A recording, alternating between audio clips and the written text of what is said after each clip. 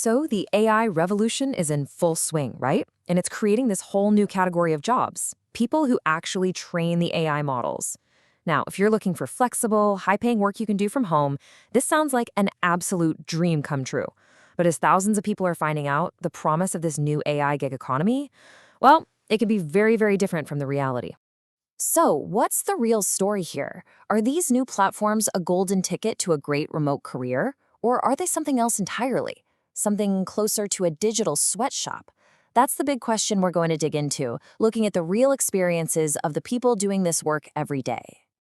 You know, people are talking about this like it's the new gold rush. All these new platforms have popped up, and they're all hunting for skilled people to help build the future of AI right from their own couch. And look, the appeal is massive. You can't deny it. We're talking completely remote work. You set your own hours. The pay rates being thrown around are incredible. We're seeing posts on Reddit about projects paying anywhere from $35 to $65 an hour. And it's not just for tech wizards. They need writers, researchers, all kinds of people. It feels like a real chance to be part of the AI boom. And this is what hooks people. When you see someone post something like this, that they landed a project for $45 an hour on a site like Remoexperts, you start thinking, hey, this is legit. I could do that. It's that kind of proof that makes people willing to invest hours, and I mean hours, into just applying. Okay, so you're sold. You apply. But this is where the picture starts to get a little blurry. That amazing promise is still out there, but to get to it, you first have to survive what can only be described as an onboarding gauntlet.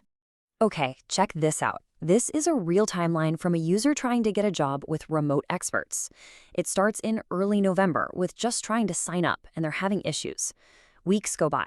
They finally get an exam invite, then an onboarding call, which leads to a paid trial phase that took them about 18 hours to finish.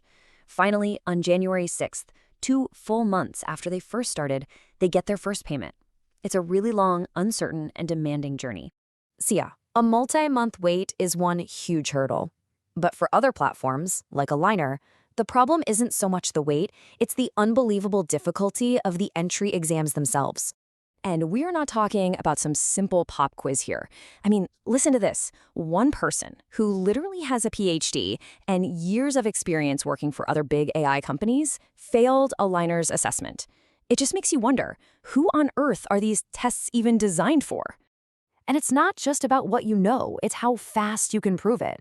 Here's another person, a master's in professional writing, 17 years of experience, and they also failed. The one thing you hear over and over again from people is the insane time pressure. There's just not enough time to actually think. But okay, let's say you do it. You beat the odds, you pass the crazy test, you make it through the gauntlet. You're in, you're working, you're getting paid. The hard part's over, right? Well, that's when a lot of workers get hit with the biggest shock of all. Just picture it. You've been working on projects for weeks. You're part of the team. You're counting on that next paycheck. And then, out of absolutely nowhere, an email lands in your inbox. Your account, it's been deactivated. Just gone. And this is where you see this huge gap. On the one side, you have the workers' experience. They just deactivated our accounts with no warning. They even kicked us out of the Slack. Total radio silence. Then you have the corporate line. This blanket statement about deactivating accounts due to fraud, with a promise that people will get paid, a promise that many users say doesn't always come through. You know, the crazy thing is, this instability, this lack of security, it's not a bug, it's a feature.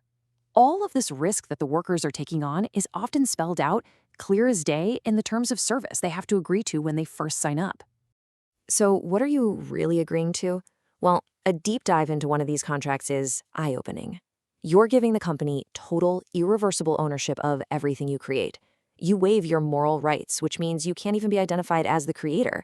Get this, you even give them power to act as your attorney in fact. And if that's not enough, if you ever challenge your status as a contractor, you have to pay their legal bills. Oh, and any disputes have to be settled in San Francisco, no matter where you live.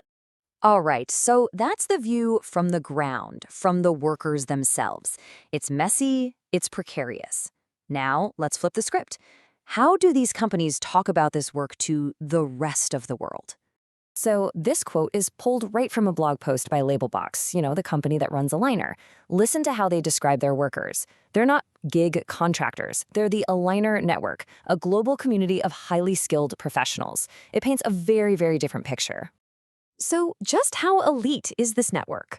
Well, Labelbox boasts a 3% exceptions rate. 3%! That's tougher to get into than Harvard. And suddenly, that brutal onboarding process we saw earlier makes sense from their perspective. It's not a flaw, it's an extreme vetting process to create an elite force. So you see the image they're selling to their clients, right? It's not a random pool of gig workers. It's this exclusive, hand-picked community of subject matter experts. It's a brilliant marketing move that screams quality and expertise, which is exactly what you want if you're building a cutting-edge AI model. So we've got these two totally different stories. On one hand, the chaotic, risky reality for the worker, and on the other, this polished, professional image from the corporation. How do these two things possibly exist at the same time? Right. What is actually going on? Is one of these stories true and the other one is a lie, or is it something a little more complicated than that? And here's the thing, they aren't two different stories. They're actually two sides of the very same coin. The corporate need for a huge, on-demand, and, this is the key, flexible global workforce is the very thing that creates the unstable conditions the workers experience. To build what Labelbox calls a data factory, you need a workforce you can turn on and off like a faucet with almost no strings attached. Okay, so let's break this all down into a kind of field guide. First up, pay. The promise is great hourly rates, but the reality can be spotty work and the risk of not getting paid. So the takeaway? Try to verify how and when they pay before you invest your time. Next, onboarding. The promise is you're hired for your amazing skills. The reality is grueling tests and long waits. Takeaway, just be ready for a long, competitive slog. Third, job security. You're promised flexible, independent work. The reality is you can be deactivated in a heartbeat with no explanation. The most important takeaway here is to actually read the contract. And finally, identity. You're called an elite expert, but in reality, you're part of a massive on-demand labor pool. Understanding your real place in this data factory is crucial.